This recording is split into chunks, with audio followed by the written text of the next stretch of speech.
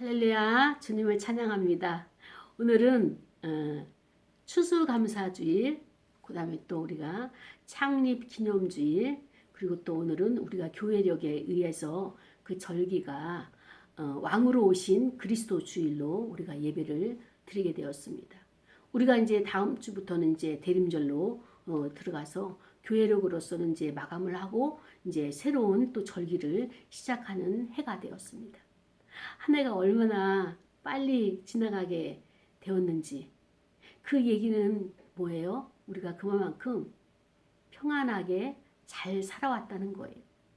고난이 심하고 고통이 심하고 힘들면은 우리는 어떻습니까? 그 시간이 더디 가는 거예요. 왜 그렇게 10대는 시간이 안 갔던지, 사춘기 때는 왜 이렇게 시간이 안 가요? 그러나 20대가 넘고 나서는 이 시간들이 정말로 화살과 같이 달아나가지고 일주일이 금방이에요. 한 달이 금방이고 작년 추수감사절 예배를 드렸는데 벌써 눈 깜짝할 사이에 1년이 돼가지고 그동안에 추수 열매를 하나님 앞에 올려드리려고 보니까 어때요? 만족하게 풍성하게 드리는 것도 있지만 아니면 미흡하고 안타까운 것도 있고 어떤 거는 예상보다도 내가 많은 것을 하나님 앞에 올려드려가지고 하나님의 은혜다 이렇게 고백하는 것이 있는 반면에 어떤 것은 아쉬움이 남는 게 있잖아요. 완성이 안 된 것, 아직도 열매가 되어지지 않고 풋풋한 것들, 아직도 싹이 트이지 않는 것들 이런 것들을 보면서 이 시간에 감사로 우리가 함께 나가기를 원합니다. 저희 그 집에는 딸이 셋이에요. 그런데 저희 큰언니와 작은언니와 저 이렇게 딸이 셋인데 원래는 식구가 형제가 9이었는데 중간중간에 죽고 셋만 어머니가 이제 딸을 건진 거예요. 그런데 이 딸들의 성격이 다 다양하죠. 그래서 큰언니와 저와 나이 차이가 굉장히 많고 또 작은언니와 저와의 나이 차이도 굉장히 많아요. 그래서 저희 어머니 특징이 뭔가 하면은 이렇게 불만이 있거나 화가 나게 되면 이 분노 조절이 안 되는 것도 있지만 화를 내고 나서도 자기 스스로 이 화를 추스리지를 못하시는 분이에요. 그래서 예전에는 몰랐는데 제가 이제 좀 성숙하고 나니까 이 모습이 보인 거예요. 그래서 우리 어머니와 의사소통을 하려면은 서로 주고받고 대화를 하다가 이제 언성이 높여지더라도 대화를 하다가 전달할 건 다 전달하고 나서 그리고 나서 어머니가 이제 권위로 이제까지는 자식들을 권위로 그냥 억압시키고 따라오라 했는데 이제 학문도 배우고 또 이제 사회생활도 하고 그러니까 어머니가 예전에 이끄는 대로 안 따라가죠. 그러니까 어머니는 마지막에는 화를 내시는 거예요. 근데 다른 언니들은 어머니가 화를 내면은 쌩 하고 그냥 나가버리거나 아니면 무시하거나 이런 방법을 이제 취하는데 저는 이제 막내이다 보니까 어머니가 어떻게 하여야 저 화를 오래 품지 않고 저 괴로운 시간을 길게 가지 아니하고 짧은 시간에 그 화를 풀 수 있을까라고 하는 것을 제가 파악을 한 거예요. 그래서 어머니 마음을 이렇게 이제 헤아려 드리기도 하고 그 마음을 읽어 드리기도 하고 그다음에 또 어머니가 좋아하는 음식을 아니면은 그 과일을 또 아니면은 디저트를 이제 만들어 가지고 이제 슬쩍 이제 어머니에게 드리기도 하고 그러면은 예전의 분위기는 막 서로 격렬하게 이제 충돌이 됐다면 이거를 먹으면서 새로운 분위기로 가면서 마음은 언제 사라졌는지 언제 녹았는지 이 그 화가 그 분이 사라진 거예요. 녹아내린 거예요. 이것이 우리에게는 굉장히 중요하거든요. 모든 자연 만물은 하나님께서 창조하신 원리대로 지금 그 이치대로 준행하고 있는 거예요. 그런데 우리가 하나님의 창조의 원리를 자꾸 잊어버리고 살고 있습니다. 구름은 왔다가 지나가는 거예요. 감정은 나에게 왔다가 지나가는 건데 그 감정을 그 순간을 우리가 이기지 못하고 견디지 못하고 참지 못해가지고 충돌이 됨으로 말미암아가지고 나도 힘들고 너도 힘들고. 그런데 믿는 사람들은 하나님의 뜻을 깨달아서 아 이것은 아니지. 내가 나중에 더 큰 용서를 빌어야 되고 내가 어차피 그에게 손 내밀 것 같으면 지금 아예 풀어버리자라고 하면서 마음의 앙금을 가지려고 하지 않아요. 분노를 가지려고 하지 않습니다. 그런데 이것을 모르는 초보자일 경우에는 그거를 자기가 마음속에 품고 있다가 결국에는 나중에는 가서 손 내밀고 사과를 하게 되거나 미안하다 이제 이야기를 하게 되죠. 저희 어머니의 마음이 어떻게 하여야 풀어지는지 그 경로를 이제 발견하고부터는 쉬워진 거예요. 인간관계가 쉬워진 거예요. 그러니까 저희 어머니가 딸 중에서 제가 어머니에게 드린 효도는 없고 세운 공로는 없어요. 가족 안에서. 근데 어머니가 신임을 가장 많이 받고 그러니까 두 언니들은 도대체가 이해를 못하는 거예요. 저렇게 엄마한테 대들고 우리는 감히 어머니가 어려워서 못하는 것을 막내는 하는데도 어떻게 엄마는 막내를 그렇게 두둔하고 이렇게 칭찬을 하는지. 그것은 바로 그 마음을 읽어줬기 때문에 그렇게 되는 거예요. 오늘 그 마음이 하나님의 마음을 지금 드러내시는 거예요. 오늘 본문이 사무엘하 24장 18절부터 25절까지 말씀입니다. 이 내용은 우리가 잘 아는 대로 다윗이 인구조사를 했잖아요. 왕으로서 이제 그 이스라엘 나라를 다스리면서 무료해졌던지 도대체가 나의 그 업적이나 나의 자존감이나 아니면 내가 얼마만큼 이렇게 그 능력을 발휘하면서 살고 있는가 이게 궁금했는지 어느 날 이제 요압 장군에게 인구 조사를 시키죠. 근데 요압 장군이 안 됩니다. 하나님께서 기뻐하지 않으십니다라고 강력하게 그렇게 반대를 했음에도 불구하고 다윗이 더 세게 나가가지고 그것을 기필코 하고 말았어요. 그래서 이제 그 인구 조사 보고서를 딱 가지고 왔는데 보니까 이스라엘, 북이스라엘 나라죠. 그러니까 이스라엘에는 싸움에 나가서 이제 전쟁을 할 수 있는 그 용사가 80만 명이라고 보고가 올라왔고 유다 쪽은 이제 50만 명이라고 이제 보고가 올라온 거예요. 그게 130만 명이라고 하는 이런 그 훈련된 군사가 있다는 것을 이제 다윗이 알고 나서 마음이 흡족했어요. 근데 흡족한 찰나 순간에 이거는 내가 하나님 앞에 범죄를 하였구나 라고 하는 깨달음이 오기 시작하는데 견딜 수가 없는 거예요. 처음에는 마음이 감동이 돼서 인구조사를 시작한 거잖아요. 하나님께서 그 다윗의 마음을 감동을 주셔서 인구조사를 시작을 했는데 결국에는 다윗의 그 인구조사를 끝나고 나서의 결론은 무엇이냐. 다윗이 하나님보다도 군사, 사람을 더 의지했다라고 하는 그 평가가 깨달음이 오면서 내가 하나님 앞에 범죄를 해야 했구나 라고 생각하면서 이거를 어찌할 바를 모르고 있었어요. 아니나 다를까 하나님은요 하나님의 말씀대로 순종하지 않는 자에게 하나님이 그 결과물을 너가 행한 결과에 대해서 너가 책임을 져라라고 하는 그것을 우리는 인간편에서는 심판이라고 하는데 그 징계를 가지고 오시는 거예요. 아니 그냥 넘어갈 법도 한데 왜 하나님께서는 그러한 것들을 다 일일이 다 헤아리셔가지고 가져오시는지. 그 의미는 이거예요.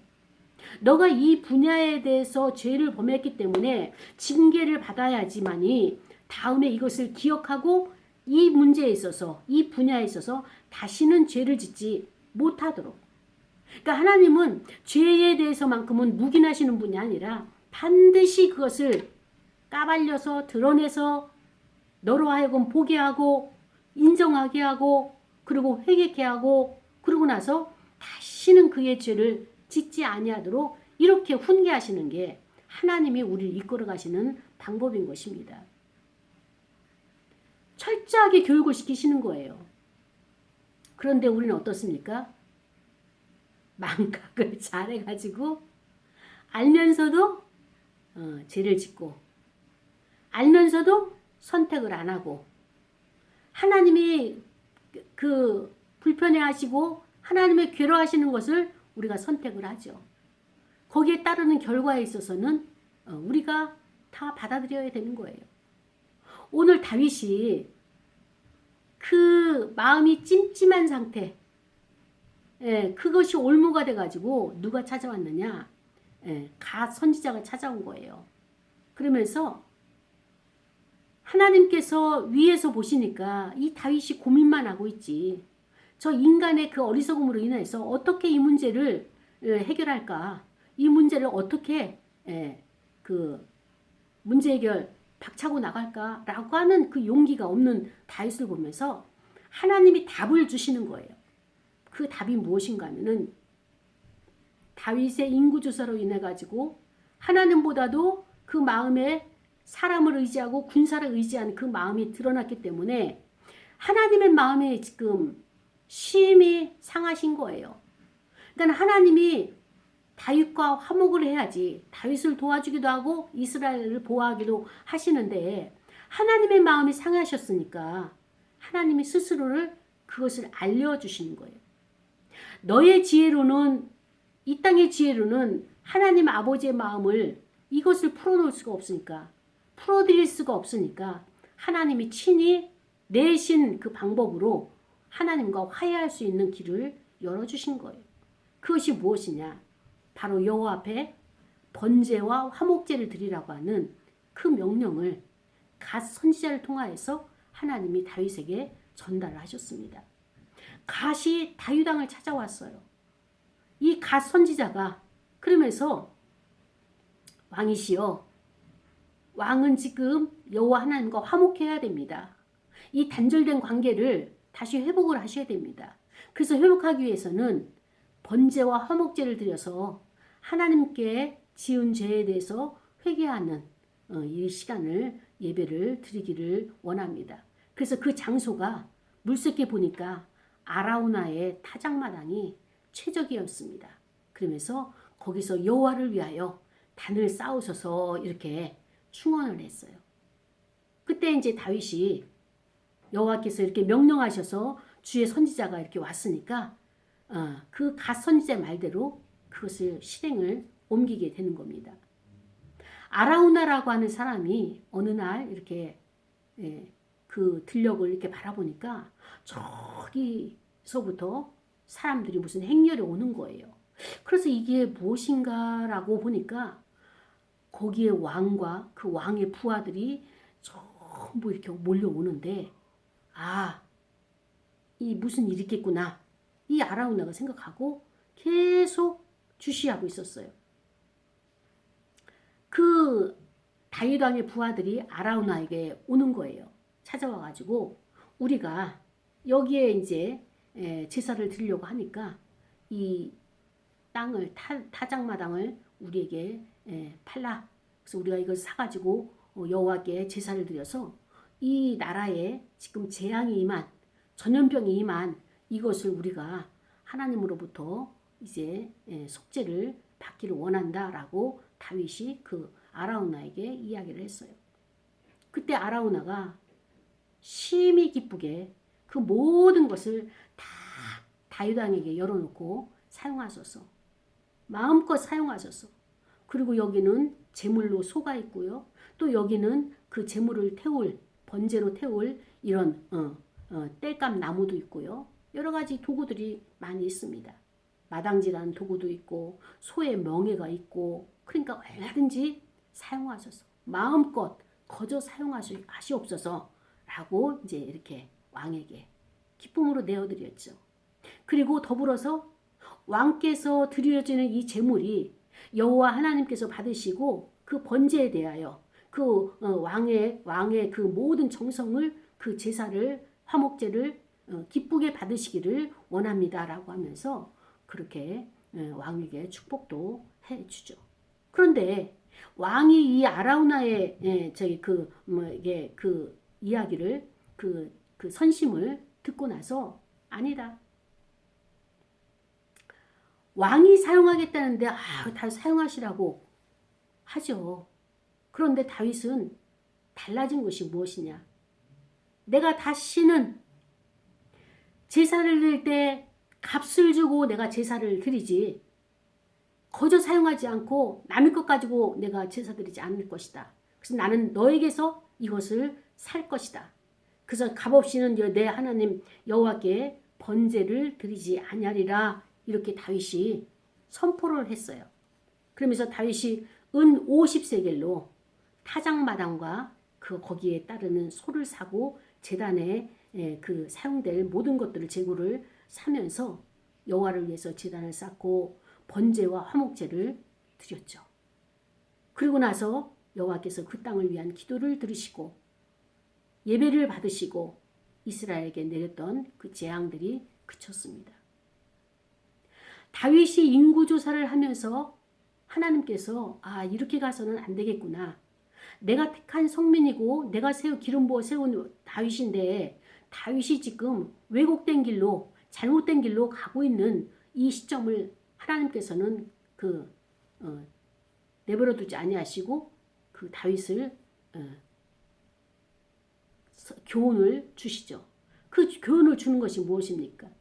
내가 너한테 범죄했으니까 나의 뜻을 제대로 해석하지 못하고 잘못된 해석으로 인해 가지고 너가 교만하여서 인구조사를 했는데 너희 백성들도 교만하여서 나를 여호와 섬기기를 거절하고 지도자가 교만하니까 백성들도 교만하다. 여기에 대해서 너는 이제 내가 징계를 내릴 터인데 3가지 조건을 가지고 너에게 이것을 징계를 내릴 것이다. 첫 번째가 무엇이냐? 너의 나라에 7년 기근을 선택할 것이냐? 아니면 두 번째로 너가 사람들에 의해서 쫓겨다니면서 원수에 의해서 쫓김을 받으면서 석 달 동안 도망다니는 그들 앞에서 도망다니는 이것을 선택할 것이냐? 아니면은 3일 동안 사흘 동안 온 나라에 온역 전염병이 도는 것을 선택할 것이냐? 골라라. 하나님께서 이렇게 인격적으로 말씀을 하시죠. 그때 다윗이 고른 것이 무엇입니까? 3일 동안에 온 전역에 전염병이 도는 것을 선택을 했습니다. 그래서 그 중에서 가장 약하고 그 중에서 가장 그 피해가 적을 것을 선택을 했지만 그로 인해 가지고 죽은 자의 숫자가 7만 명이에요. 우리가 지금 팬데믹으로 인해서 전 세계가 코로나19 우한 폐렴으로 인해 가지고 고통당하고 있잖아요. 불편함을 당하고 있잖아요. 생활의 불편함, 또 생명을 빼앗아가는 것에 있어서 또 백신을 맞았는데 그 백신의 후유증으로 인해 가지고 고생하는 사람들, 특히 청소년들, 또 이제 중고등 학생들, 이들에게 아주 치명적인 이런 이 독주사, 그러니까는 쉽게 말하면은 독을 집어넣는 거예요. 그래서 그것을 이겨낼 수 있는 항체를 만들기 위해서 그게 백신이잖아요. 그런데 이게 검증되지 않은 백신으로 인해 가지고 많은 사람들이 힘들어하고 괴로워하잖아요. 이 옛날에 다윗 시대에 7만 명이 죽었다면 3일 동안에 얼마나 많은 전염병으로 인해서 그 사람들이 생명을 빼앗아갔는지 다윗 혼자 스스로 마음의 감동이 되기 위해서 그 다음에 또 자기의 위치를 파악하기 위해서 한 행동치고는 많은 대가를 지불한 이 사건이라고 볼 수 있습니다. 처음 시작은 생각 하나로 시작한 거예요. 우리의 생각이 이렇게 많은 어려움을 불러오기도 하고요. 우리의 생각이 하나님의 큰 복을 또 우리에게 불러들이기도 하고요. 그것은 어디냐? 나의 생각으로 인해 가지고 그렇게 되어지는 거예요. 다윗은 이 제사를 드리면서 다시 한번 고백을 한 거예요. 사무엘하 23장에 보니까 이 땅의 왕은 아무나 하는 것이 아니다. 아무리 내가 노력하고 이 왕으로 인해 가지고 하나님 앞에 나아가는 이 모든 것들이 내가 해야 될 것이 아니라 이 신정 왕국을 다스릴 수 있는 그리스도의 메시아가 오셔야지만이 온전한 나라가 되겠구나라고 하는 것을 다윗이 거기서 깨닫게 되는 거예요. 그러면서 그가 기도하기를 노래하기를 어떻게 합니까? 사람을 공의로 다스리시는 메시아, 또 하나님을 경외함으로 다스리는 그런 왕이, 이 땅의 왕이 되기를 그때부터 다윗이 계속 예언을 하기 시작하는 거예요. 왜냐? 인간은 아무리 하나님의 말씀대로 산다고 하더라도 되어지지가 않는 거예요. 왜냐? 우리의 본성이 부패했고 하나님을 떠난 이 본성이 지혜가 없기 때문에 하나님의 말씀을 제대로 분석하지 못하고 하나님의 말씀을 제대로 해석하지 못하고 왜곡되게 해석해서 우리의 삶의 열매가 하나님이 기뻐하지 않는 열매들로 가득 차 올려드리는 거예요. 그럴 때마다 하나님이 이렇게 징계를 우리에게 찾아오신다면 우리는 살아남지를 못하는 것입니다. 이것을 알고 다윗이 어떻게 하나님 앞에 기도하기를, 왕이신 그리스도께서 이 땅에 오시기를, 이 땅에 오셔서 이 나라를, 이 땅을, 하나님의 나라를 통치하시기를 기도하시는 거예요. 노래하는 거예요. 그게 다윗의 이제 시편 노래들 중에 그런 그리스도의 오심을, 메시아 오심을 계속 기리는 것을 보면서 그렇습니다. 하나님께서는 다윗에게 범죄했느냐? 그렇다면 너가 나에게 나올 때는 반드시 피 제사를 가지고 나와라. 번제와 화목제가 있어야지 너와 내가 가로막힌 담이 다시 회복될 것이다 라고 하면서 피의 제사를 통하여서 하나님의 마음이 회복되고 우리를 향하신 마음을 다시 열어놓으시는 이 아버지의 마음을, 그 특성을 다윗이 알았습니다. 그래서 이제는 내가 왕으로서의 능력으로 이 모든 것을 감당할 수가 없고, 이것을 하나님의 마음을 온전하게 완전하게 알아들일 수 있는 분이 바로 메시아 예수 그리스도시다. 그래서 그분이 이 땅에 오셔야지만이 된다라고 해서 오늘 그리스도의 주일이 오늘 도래하게 된 것입니다. 사랑하는 여러분, 하나님의 나라와 하나님의 절기는요, 우리에게 그냥 거저주는 것이 아니라 거기에는 하나님의 사랑이 있고 하나님의 질서가 있고 하나님의 원리가 있고 하나님의 원칙들이 그 안에 담겨져 있습니다.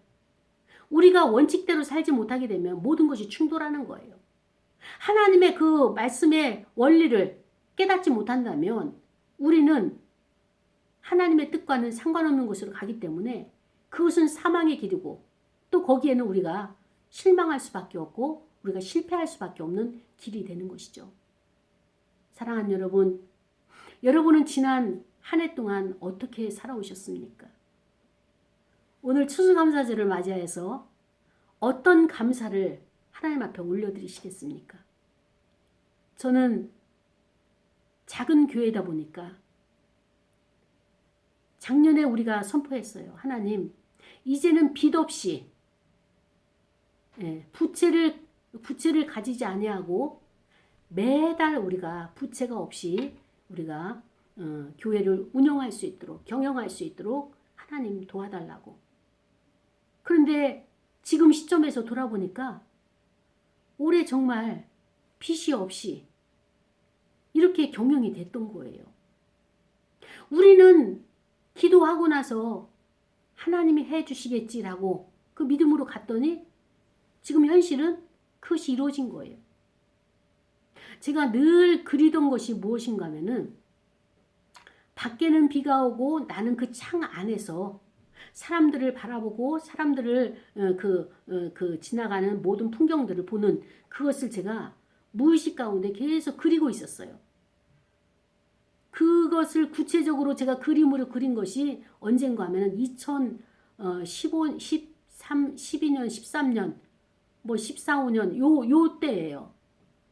그런데 10년이 지난 지금 어떻게 됐어요? 제가 그렇게 사방이 유리로 돼 있고 그 다음에 나는 그 안에서 눈이 오는 것을 바라볼 수 있고 비가 오는 폭풍이 몰아치고 비바람이 쳐도 나는 그 안에서 안전한 폭우 속에서 그 풍경을 바라볼 수 있는 이 모습을 보면서 내 생각까지도 내가 원하는 이 모든 것까지도 하나님께서 채우셨구나. 그렇습니다. 사랑하는 여러분, 우리가 오늘 올려드리는 추수감사절 이 열매는요, 여러분의 개인적인 직장에서의 실적도 있겠고요, 그 다음에 또 건강이나 또 영적인 신앙의 문제나 예배에 대한 문제나 그 다음에 또 우리가 여러 가지로 또 정신적인 문제나 또 환경에 대한 문제나 재정에 대한 문제나 자식에 대한 문제나 가정에 대한 이 모든 것들이 관계에 대한 문제 이 모든 것들이 작년에 드렸던 그 추수감사절 이후부터 내가 생각하고 내가 그것을 갖다가 품고 그 다음에 또 내가 그것을 싹을 틔우고 그 생각을 통하여서 내가 시각적으로 좋다라고 생각하는 것을 내가 받아들여서 내가 그것을 마음속에서부터 꿈을 가지고 그것을 계속 그리면서 살아왔잖아요. 마음의 생각은요, 곧바로 우리가 행동으로 나오고요, 환경으로 드러나게 되어 있습니다. 내 환경이 지금 괴롭고 힘들다면은 나는 어떻습니까? 악한 것을 뿌리지 않았는가? 내 생각이 아직도 올바르지 아니하고 아직도 진리에 가깝지 아니하고 하나님 편에 서 있는 생각이 아니라 하나님의 뜻은 알고 하나님의 말씀을 알지만 지금 현실적으로 사람이 더 의식이 되고 이 다윗처럼 그 다음에 또 현실적으로 보는 눈에 의해 가지고 내가 이 따라가 다닌다면 나는 그리스도를 잃어버릴 거예요. 그러면서 허망한 생각이 들고요. 내가 이러면서 주의를 해야 되나? 내가 이러면서 주의 길을 가야 되나? 믿음을 지켜야 되나? 라고 하는 회의가 오게 될 것입니다. 다윗도 지금 자기의 그 허망한 욕심에 의해 가지고 탐욕에 의해 가지고 그 결과가 마음의 허탈함과 그 다음에 또 마음에 채워지지 않는 그 교만으로 인해 가지고 범죄함으로 말미암아서 자기뿐만 아니라 나라가 위태하게 되고 그 다음에 백성들이 죽어나가는 것을 봐야 되는 고통을 다윗이 겪어야 됐던 것이에요. 하나님은 죄에 대해서는 절대적으로 양보가 없으신 거예요. 우리가 회개하고 하나님 내가 맞습니다. 인정하는 것이 회개죠. 제가 이것은 잘못한 것 같습니다. 라고 회개하게 되면 하나님은 자비롭고 은혜롭고 노하기를 더디하시는 분이라서 즉시 문제를 해결해 주시는 거예요. 그런데 이것을 알면서도 세상의 것을 취하고 사람을 의식하는 이것이 하나님과 점점 멀어져가는 패망의 길이라는 것입니다. 상담을 해보면 알아요. 제가 여러 가지로 이렇게 그 그림을 그려주죠. 그림을 그리는 것이 아니라 생각의 그림, 마음의 그림을 그리면서 그가 알 수 있도록 이것은 하나님께서 기뻐하지 않은 것인데 왜 이것을 계속 하느냐. 그러면 나중에 또 그 행동을 해가지고 옵니다. 결과가 뻔하죠. 하나님의 영광이 아닌 것이 나오는 거예요. 이야기를 하게 되면 그때는 대답을 하는 거예요. 알고는 있는데 어떻게 사람을 의식하지 않습니까? 사람이 의식되는데요. 자꾸 와가지고 그거를 캐묻고 왜 안 하느냐 하게 되면 마음이 아픈데요. 그러니까 할 수밖에 없어요. 사람을 의식할 수밖에 없어요. 이렇게 대답하는 이 과정 가운데 있는 분도 계시고요. 그렇습니다. 힘들고 어렵고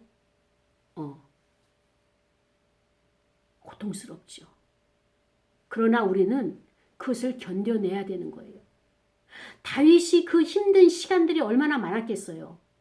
그 힘든 시간의 그 농도를 보게 되면 얼마만큼 깊이 있는 아픔이었는가 하면은 7만 명의 죽음을 대가로 지불해야 될 만큼의 그 엄청난 고통을 다윗이 짊어졌던 것입니다. 사랑하는 여러분,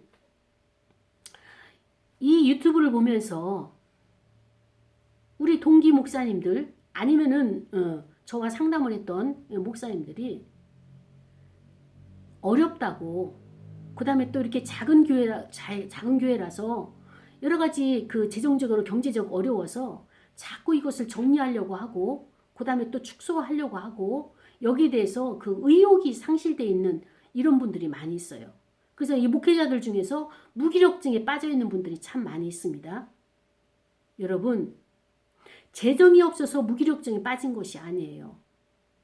첫 번째로 여러분에게 말씀드릴 수 있는 것은 여러분의 그 사역의 방향이 사역의 그 역할이 여기에서 종식이 된 것을 점검하시기 바랍니다. 하나님이 대나무 하나의 마디를 마무리 짓고 또 다른 대나무의 그 순이 나와가지고 마디를 시작하는 것처럼 여러분의 사역이 여기에서 하나님이 끝난 거예요. 그런데 우리는 그것을 알지 못하고 하나님이 나와 함께하지 아니하신다.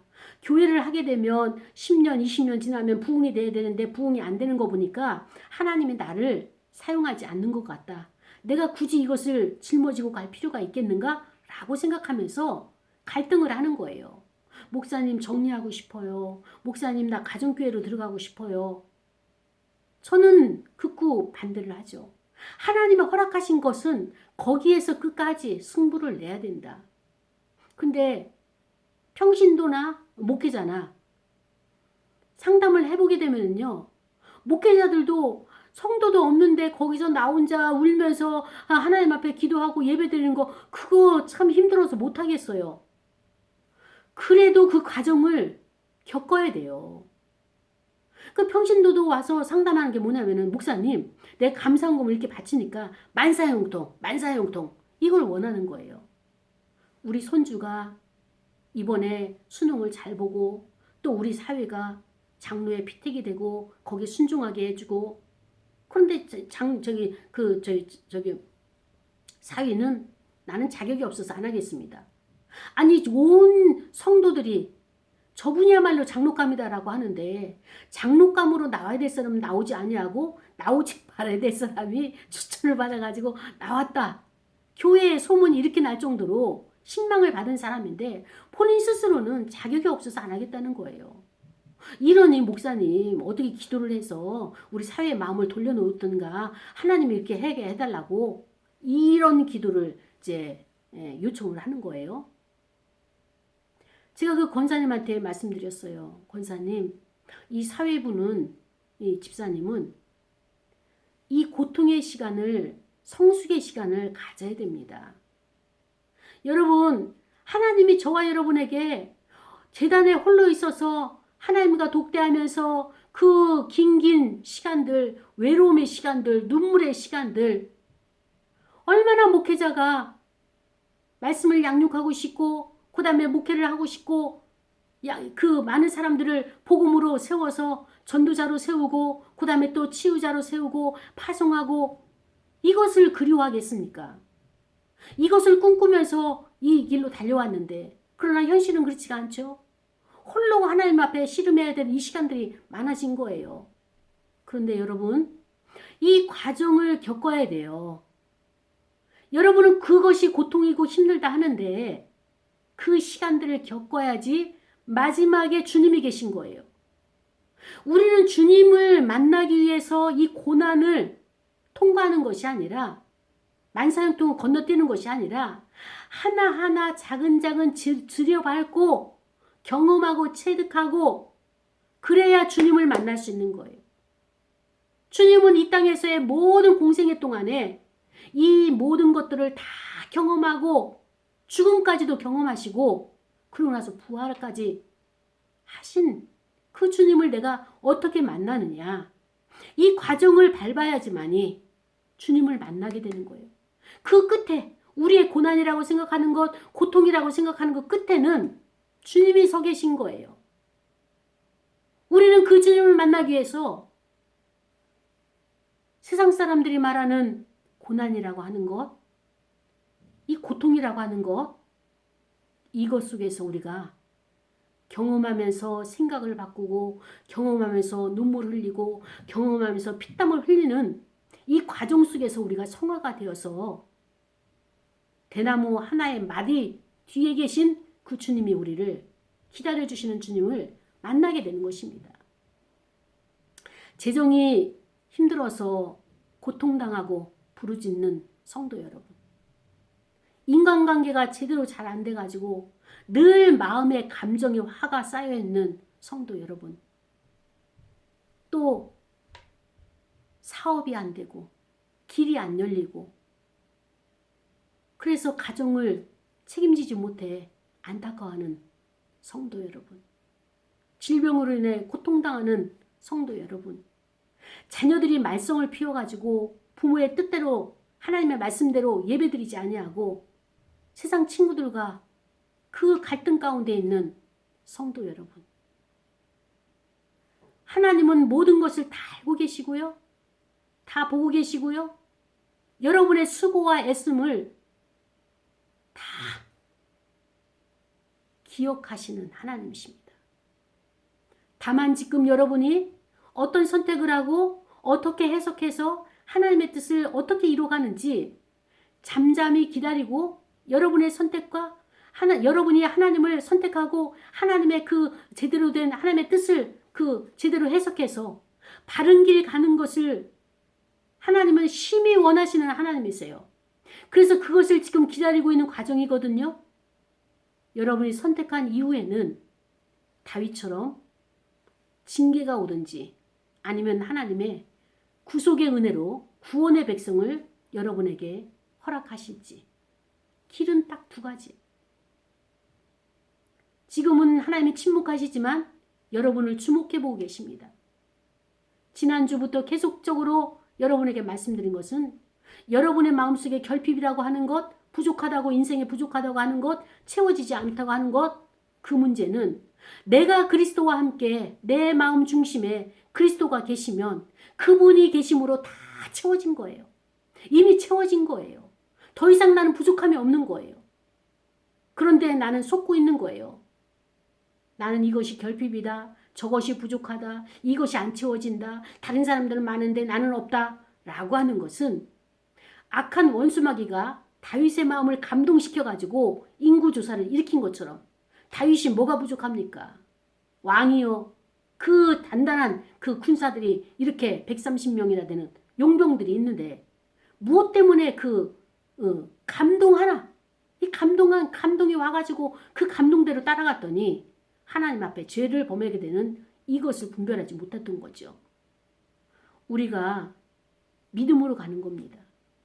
어떤 것이 보여서 그거 따라가는 것이 아니라 하나님의 말씀을 그 믿음으로 가고 내 안에 계신 그리스도께서 내가 그분과 함께하기 때문에 때로는 험한 줄령을 갈 때도 있고 때로는 가시밭길을 갈 때도 있고 때로는 풍랑을 만날 때도 있고 그러나 그분이 계시기에 믿고 가는 거예요.